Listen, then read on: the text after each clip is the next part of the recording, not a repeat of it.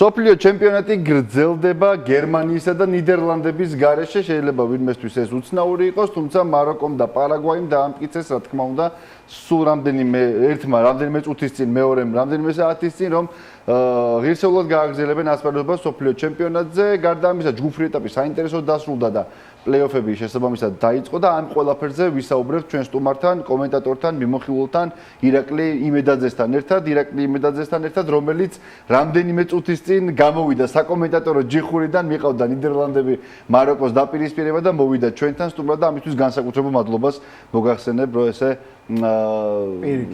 გადააბი მოკლედ და გაიხანგრძლივე სპორტული სოფლიო ჩემპიონატო განწყობა მოკლედ. ჩვენ ვესწრებით თუ ვისაუბროთ. მივესალმები თქვენს მაყურებელს, პირიქით მადლობა თქვენ მოწვევისთვის. აბა როგორ მოგწონს სოფლიო ჩემპიონატი, სანამ გადავიდოდეთ, რა თქმა უნდა, უკვე წყვილებზე ვისაუბრებდეთ, მანამდე შენი განწყობა რომ მითხრა. ორივე კუთხით და ორივე თვალით ძალიან მომწონს და ძალიან დიდი იმედი მაქვს, რომ დიდად ასწენილი არ ვარ უმეტესობის აზრს ფეხბურთის და სპორტის მოყვარულების, როგორც სედან და სპორტის კომენტატორის და როგორც რიგითი მაყურებლის. ორივე ძალიან კარგია და თან მჭირს ეგეთი რაღაც სანაკრებო ფეხბურთი კარგახანი არ წამიყვანია და ძალიან მონატრებული მაქვს, ბევრად უფრო რომანტიკული ფეხბურთია სანაკრებო დონეზე, ვიდრე თქვა საკლუბო დონეზე, სადაც მეტია წინასწარ ადვილად შეიძლება მიხვდე, რომ განსაზღვრო ეს მოხდება და ნაკლებია მოულოდნელობა და შედეგების მხრივ არ ვიძახი. და სანაკრებო დონეზე ეს უფრო მეტია თან როდის 40 დღეში, 39 დღეში და ამ ხრივ მოკლედ ძალიან კმაყოფილი ვარ, მე მგონი ფეხბურთის ხალხი ვართ მოგებულები ამ ხრივ. ცალსახად. და თვალებ ამუშავებულები. კი, ეგ არის ხო, ეგ ყველაზე დიდი პრობლემა ეგ არის ამ სოფლიო ჩემპიონატის, რომ ვაბავთ და ვათენებთ მოკლედ იმებს, ღამეებს, მაგრამ ნუ ისეთი თამაშები გამოვიარეთ და ისეთი თამაშები კიდე გველოდება წინ რომ ღირს მე მგონი ამ ყველაფრად. კარგი, ორი სტყვით შევაჯამოთ ჯგუფური ეტაპი და მე გადავიდეთ პლეიოფებზე, იმიტომ რომ მგონია რომ ძალიან საინტერესოდ მე რა მგონია ფაქტია, ძალიან საინტერესოდ მიდის ეს ყველაფერი. ჯგუფურ ეტაპზე ალბათ ერთ-ერთი მთავარი მოულოდნელობა იყო თურქეთის ნაკრების აი ესე უსუსურად ჩარჩენა ჯგუფში და აბსოლუტურად რა დავარქვა არ ვიცი იმ ფეხბურთს რაც თამაშა თურქეთის ნაკრებს 62-ჯერ თუ 80-ჯერ დაარტყავ კარში და რამდენიმე გოლს გაიტანდა ვერ გახვალ ჯგუფიდან ხო ცოტა უცნაურია მოდი შევაჯამოთ ორი სტყვით მესის ფაქტორია რონალდუს ფაქტორია ეგ ეს ორი ბუმბერაზე ადამიანი ებრძვის ერთმანეთს ამ მიმართულებითაც რომ ვიღაცა გაიტანს ვიღაცა აკრიტიკებს ერთს ვიღაცა აქებს მეორეს და იქ მეორეს მეტი мотиваცია ემატება და ნუ მოკლედ სრული სიგიჟე ყველანაირად ძალიან საინტერესო მიმდინარეობს ეს ყველაფერი მოდი შევაჯამოთ ჯგუფური ეტაპი იმიტომ რომ ალბათ მაინც რაც მოსალოდნელი იყო ის მოხდა ერთ-ერთი თურქეთის ნაკრები იყო ის გამონაკლისი და სამხრეთ აფრიკა რომელიც მეორე ადგილით როგორ გავიდა ალბათ თვითონაც ვერ ხვდებიან ხო პირველ რიგში ისევ დაუბრუნდები და მოდი დავიწყოთ მადლობით მადლობა შენ მოწვევისთვის და რაც არ უნდა იყოს გარემოება ესეთ კარგ ხალხთან მით უმეტეს შენ მერაბთან რომელიც ჩემ მეგობარია ყოველთვის მზად ვარ მით ფეხბურთზე პირიქით მადლობა შენ და არა მარტო ფეხბურთზე სასაუბროდ ხო გადავიმეოროთ ხო და მადლობა იმ ადამიანებს ვინც ასე დილა ადრიან გვადევნებს თვალყურს ნიკა ტაბადაძეს და მე მიყავდა ეხლა ხანს მატჩი რომელიც ალბათ საუკეთესო იყო ჯერჯერობით მუნდიალზე იმაზე დაუბრუნდებით თურქეთი ძალიან ძლიერი ნაკრები რაც სამწუხაროდ ჩვენთანაც დადასტურდა თბილისში 2-3 ოღონდ რიცხობრივ უმცირესობაში რაც დარჩენენ მაგის მაგრამ თურქებს ოღონდ ჯერ არ არის მკაფიოდ დაწერილია ნათქვამი რა მაგრამ ცხადი იყო რომ პრობლემა ჰქონდათ ავსტრალიასთან თამაშამდე პირველ თამაშამდე ჰაკან ჩალხანოღლუ გუნდის კაპიტანი გამოდის და ამბობს რომ ჩვენ ვართ უფრო ნიჭიერები ამას ძალიან უცნაური ამას ვიდრე ავსტრალიელები ამას ხო არაკეთებ როცა ხარ ფავორიტი პირიქით სამწუხაროდ რაღაც რაფინირებული პლასმასის რეპლიკებით გამოდიხარ რომ ჩვენ პატივს ვცემთ მოწინააღმდეგეს შეუფასებლობა არ შეიძლება ასე შემდეგ როცა მართლა ფავორიტი ხარ ამას ამბობდა როგორც ჩანს რაღაც პრობლემები იყო თურქეთის ნაკრების შიგნით აი მაგალითად თურქეთთან მატჩზე ევროპის ჩემპიონატად მოყოლებული სამ პრეს-კონფერენციაზე ვიყავი, ორჯერ ვიყავი მათ სამსო ბანაკში იმ დონეზე, რომ მონტელა რო ჩამოვიდა მსოფლიო საკვალიფიკაციოზე, მხარი რაღაც მიკროფონს ვამზადებდი და ვიღაცამ მომკრა ხელი რა არ მეკითხე, მონტელა გესალმება და ახედავ, ანუ იმდენად ხშირად მომიწია ბოლო პერიოდში თურქულ ეკოსისტემაში, არა, რომ იმან მიცნო რა, რომ ეს რაღაც წერებიანი ბიჭი თუ ვიღაცა რა. ხო და რისი თქმა მინდა კითხვის პათოსის ლეიტმოტივი თურქეთს ამ მომენტში მონაკოში გაზრდებდა, რომ მონტელათი რაღაც უკმაყოფილება იყო. იყო შიდა ორბანაკად დაყოფილი გუნდი, მეკარის ტრანსფერი არ მოეწონათ, იმიტომ რომ თურქეთს ერთი კლუბიდან წავიდა საფრანგეთში სათამაშოდ ურჩან ჩაქერი, ვინც არის თავი მეკარი. და მე წამოვიდა უკან მეორე თურქულ კლუბში. ისე გამოვიდა და ამას აბრალებდნენ, რომ პირდაპირ ვერ გადახვედი და ასე შემდეგ და შენ რატო უნდა იყო თავი მეკარი და ასე შემდეგ. მოკლედ ჩვენთან თამაშებამდეც იყო ეს. მოკლედ როგორ ჩანს შიდა ატმოსფერო ვერ იმართა. და პლუს ამას რა თქმა უნდა უიღბლობაც ახლა მართლა რა ჩვენ თქვი, ორ ტურში იყო 62 დარტყმა და შტატებთან რამდენი იყო 10-ზე მეტი ხო იყო და სადაც მართლა 80-მდე დარტყმიდან და ისიც საქმე რომ თლად უქულოდ არ წავიდნენ. ეგეც საქმეა, თუმცა ნუ მოულოდნელობა ნახდათ მთავარი თურქეთი იყო იმედგაცრუება. და ბევრი საუბრობდა რომ 2 წლის შემდეგ ესეთი ნაკრები არ ყოლიათ და ლოგიკურიც არის და სახელებით ცალსახად შეკვრით ის ნაკრები უფრო შეკვრული. ბუნებრივია, სახელებით ახლა შემადგენლობით რო გადახედო ძალიან ძლიერი შემადგენლობა ყავს. მესიზე უნდა და რონალდოზე მინდა ვისაუბროთ ორი სიტყვით და მე პლეიოფებზე გადავიდეთ, იმიტომ რომ სალაპარაკო პლეიოფებზე უფრო ბევრია ამ ეტაპზე ვიდრე მოკლედ ხო არ გიპასუხო ხოლმე. კი ანა. ჩაკეტილი კეს. გამოვუშ. მესის რატო არ თამაშობს ეს ორი ადამიანი ევროპაში? რატო აღარ არიან? რატო არ უყურებთ ყოველდღე მათ თამაშს? ისე მონატრებულები ვართ რეალურად მათ თამაშებს, რომ აი რაღაცნაირად განსაკუთრებულად ველოდებით, თუნდაც ბრაზილიის გულშემატკივრები არ აქვს შობა ვისი გულშემატკივრად უნდა მესის და რონალდოს თამაშს განსაკუთრებულად ველით. და მოლოდინი გვაქვს, რომ ყველაფერს იზავენ ყველაზე მაგრა. აი რა გვაჩვენა ამ ორმა გენიოსმა? რომ ფეხბურთში საშუალო ასაკი ძალიან გაზრდილია, ოღონდ არც იმ დონეზე, რომ თუ ერთის ან მეორისნაირი პროფესიონალი არ ხარ, გაკაჩობოლობ.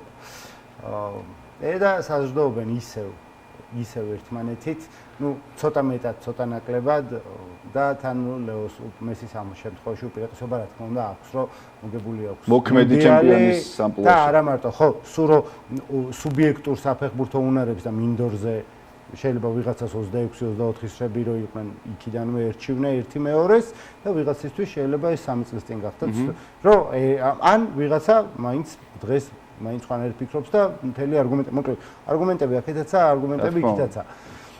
მატჩი, რომელსაც ბევრი ველოდით და ალბათ ფეხბურთის ძალიან ბევრი გულშემატკივარი, მაგრამ რაც უნდა უცებ პორტუგალია, არგენტინა მეოთხე ფინალში პოტენციალურად შეიძლება ერთმანეთს გასულიყვნენ. და კოლუმბიის პირველ ადგილზე გასვლამ გადაიყვანა პორტუგალია მეორე ბადეში. ეგ როგორ ვთქვათ, პორტუგალიის მეორე ადგილზე გასვლა.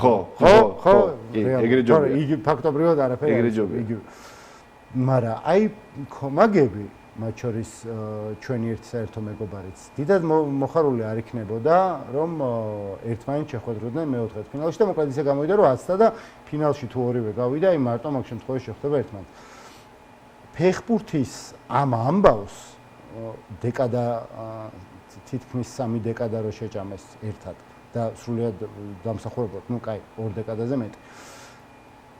მუნდიალზე ერთმანეთის წინააღმდეგ შეხვედრა მოუხდებოდა მაგრად. ამაზე მაგარის აი დღეს რაც იყო, ჯერ კიდევ ამაში საბეჭდილების ქვეშ მე დატაფსონა მაგას ვამბობთ რა. სულ რომ მოინდომო ვერ დაწერდი რა სცენარისტიც არ უნდა იყო, რა წარმოსახვაც არ უნდა გქონდეს. და მანდაც ეგრეა, რომ ერთმანეთს პირისპირ დადგებიან თავთავისი ნაკრებებით, თავთავისი мотиваციებით, აქეთ ჟოტას ამბავი, აქეთ ისევ ესენი მესისთვის თამაშობენ. ძალიან დიდი ამბავი იქნებოდა. და საფეხბურთო განგებამ ისე გადაანაწილა, რომ იდეალურ სცენარში ზუსტად ეგრე შეიძლება მოხდეს ფინალში, ხო და. აი მაქამდე თუ მივიდა ორივე ნაკრები ბუნებრივად, იქითაბაძე, სადაც პორტუგალია, ჯოჯოხეთურია, იმიტომ რომ პორტუგალია ახლა თუ გასდება ხორვატიას, მე საუბრობთ ესპანეთი, მაგათაც თუ გასდებიან მასპინძელი ამერიკა პოტენციურად და მე საფრანგეთი სავარაუდო ან მაროკო, ან მოკლედ ხო, საფრანგეთი. ძალიან, ხო, თუ გავყვებით ისე, ხო, აქეთ ბადე ძალიან დატვირთულია რა და ჩვენ ბავშვობაში რომ ჩემ ბიჭებზე რას მეც ჩემ ბიჭებზე შენმა ბიჭებმა გუშინ დააკამბექეს პირველად ისეთი თამაში მსოფლიოზე რომლის პირველი ტაიმით წააგეს ხო მატჩს აგებდნენ კი არა მატჩს ნუ 58 შვედეთთანაც აგებდნენ მაგრამ პირველი ტაიმი წაეგოთ და თამაში დაეკამბექებინათ იყო პირველი მაგრამ რაღაცა ქართულ გულშემატკივრებში ფორუმებს უცხოელების ფორუმებსაც ვადევნებთ ქართულ გულშემატკივრებში მაინც ის იყო რომანტიკას ეძებენ რა 70-იანების ბრაზილია უნდათ 800 რო თვითონ გაიტანს მოწინააღმდეგეს 4-ს გაატანინებს მაგრამ მაინც მოიგებს ხო არა თანამედროვე ფეხბურთში სამწუხაროდ ეგეთი ნების ადგილი ნაკლებად არის აღარა თუმცა მეორე ტაიმი ბრაზილიის მართლა კარგად საყურებელი იყო და შესაბამისად ნუ კი მარტინელის გატანილი ბურთი ბოლოში შეიძლება გამართლებასაც მივაწეროთ თუმცა ბრაზილია მეორე ტაიმში ცალსახად დაიმსახურა მეორე ფინალში თამაში და კარგი მე 45 წუთი იყო თუ ის პლუს დამატებული 6 თუ რამდენიც იყო ის 50 წუთი მართლა კარგი იყო და ეთყობოდა ის რომ ანჩელოტი არის ნამდვილად ბრაზილიის ნაკრების მთავარი რაღაც სამბო რივალდო გაწერია რივალდო 98 წლის მეც რივალდო ძალიან სასიამოვნო ჩემთვისაც ჩემს კოლექციაშიც მოინახება იაპონია არ დავჩაგროთ ბრაზილია ხო გამართლებასთან ერთად აუტანაკამ დაკარგა ბურთი ხო მე ვარ უფრო თიმ ჯაპანი რა ვკითხით რომ გეგმა ხო აქვს რომ 2050 წლამდე უნდა გახდნენ აუცილებლად მსოფლიო ჩემპიონები და რთული არ აღფრთოვანდე იაპონური კულტურით და მიდგომით ყველაფერში ჩვენ სამწუხაროდ ჩვენ თავზე რაგბის ნაწილში გამოვცადეთ ეს ყველაფერი ბოლო დეკადა იმიტომ რომ ჩვენ რაღაც თითქოს სტაგნაცია თუ სტატიკა ნელი ტემპით განვითარება და გაფრინდნენ ხო აი ქორებით ხო და ძალიან მჯერა რომ სადღაც რადგან რა დონეზე მუშაობენ იცი ბავშვობიდანვე მუშაობენ აქ როგორ მომატონ ფეხბურთს და ანიმეებს ქმნიან ამაზე აი რაღაც ჩვერო ნაცარქექიას მაგივრად სხვა რაღაც ზღაპრები წაუკითხოთ ბავშვებს იმიტომ რომ ბავშვებს ბავშვობიდანვე რაღაც და სწორიც იქნება იდეაში აი ესენი ამას აკეთებენ მართლა შეხედეს ინდივიდუალიზმი აკლდათ იაპონელ ფეხბურთელებსაც ძალიან რობოტებივით იყვნენ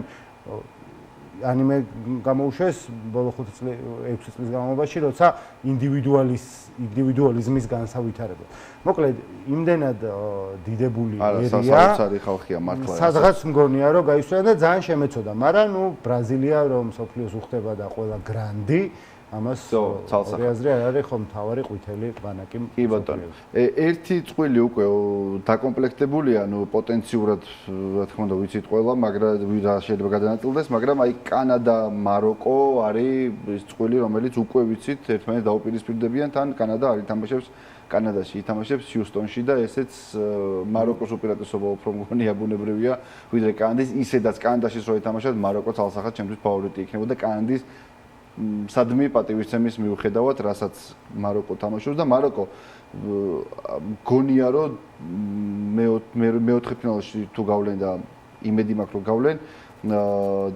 საფრანგეთი პარაგვაიზე გადიან რომელიმეზე და არ მგონია რომ საფრანგეთი იყოს კი ფავორიტია, თუმცა მაროკოსთან აი ესე რომ გავიდენ და დემბელე როგორც მოუნდება კაცი მოატყოს და არტყას გაიტანოს ან ბაპე მირბინოს აი რა არ მგონია რომ ეგეთი სცენარი იყოს, იმიტომ რომ მაროკო ერთ-ერთი ფარული ფავორიტი მგონია ამ ტურნირის. მაროკოს 26 ყველას ყავს 26 კაციანი განაცხადი.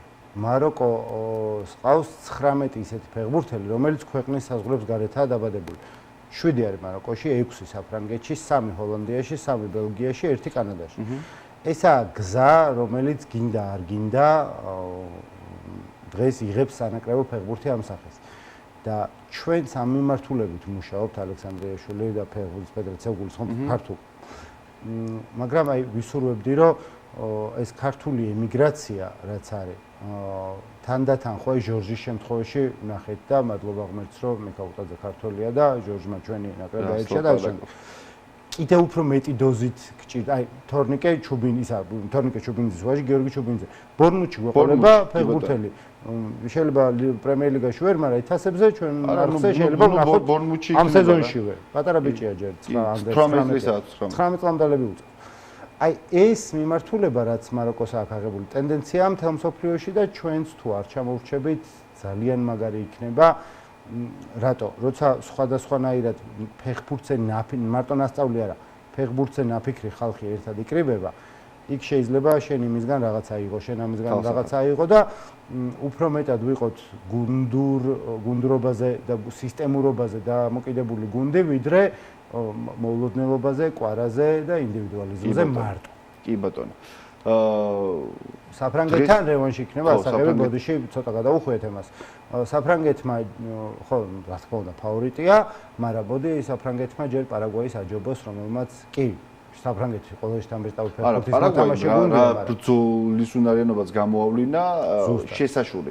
სალსაღად შესაშური, რომ გერმანიის ნაკრები გავიგე, რომ ის გერმანიის ნაკრები აღარ არის, რომელიც იყო წლების წინ, თუმცა მაინც არის ის სისტემა ხო ის არის, რაც იყო წლების განმავლობაში და მანქანას აი ესე ძრავი ჩაუქრო არ არის მარტივი ამბავი. შეკრული ატმოსფერო, რაც გაფუჭდა ეკვადორთან, არაფერს უარ უწყვეტ და ისეთ თამაში ზედმეტი ექსპერიმენტებით მეორე ტაიმში ისე არიან, რომ არ სახელდებოდა ვინ და ვინ, მაგრამ უთანხმოებაზე იწერებოდა ძალიან ბევრი სამსუალო შტაბს და აგერ დახურდავდა კიდე. და ჩვენ გვაქვს დღეს ძალიან საინტერესო თამაშები, კოტ-დივუარი, ნორვეგია, დღეს გულისხმობ, რომ სათამაშო დღეს და არა ხვალინდელზე გადადის, ნორვეგია, კოტ-დივუარი და ძალიან საინტერესო დაპირისპირება, ძალიან საინტერესო და გადის ამ წყულში ბრაზილიაზე გამარჯვებული და საფრანგეთში არ ვიცი.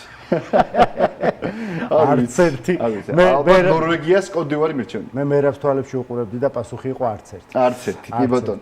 საფრანგეთი შვედეთი გვაქვს პირველ საათზე და მექსიკა, ეკვადორი დილის 5 საათზე, ასე რომ ჩვენ კიდევ სურვილი მაქვს რომ კიდევ არაერთხელ ვისაუბროთ მსოფლიო ჩემპიონატზე, იმიტომ რომ ქრონომეტრაჟი არ გვაძლევს იმის შესაძლებლობას, რომ ვრცლად ყველაფერი მიმოვიხილოთ. მე მინდა რომ კიდევ ერთხელ ურმესი მადლობა გადაგიხადე შენ იმ თავდადებისთვის, რომელიც გამოიჩინე და რეპორტაჟიდან მოხვედი ჩვენთან, წარმატება გისურვა და დავუკვეთ ფეხბურთით, იმიტომ რომ კარგი მსოფლიო ჩემპიონატია და გულშემატკივრსაც ულოცავ იმას, რომ ღირს ღამეების დენება იმ სანახაობად, რაც გვაქვს ამერიკა, მექსიკა, კანადაში. მადლობა კიდევ ერთხელ და ბოროტად თუ კეთილად არ ვიცი, მაგრამ ვისარგებლებ შემთხვევით და სამივე ისეთი თამაშია სეტანტა სპორტზე, რომ უნდა გაათენოთ და უყუროთ. ცალსახად საყურებელი თამაშებია. ირაკლი იმედაძე იყო ჩვენი სტუმარი, ვსაუბრობდით მსოფლიო ჩემპიონატზე, სასაუბრო კიდევ ბევრია და ვილაპარაკებთ, რა თქმა უნდა, მშველობისას. მე დაგემშვიდობები.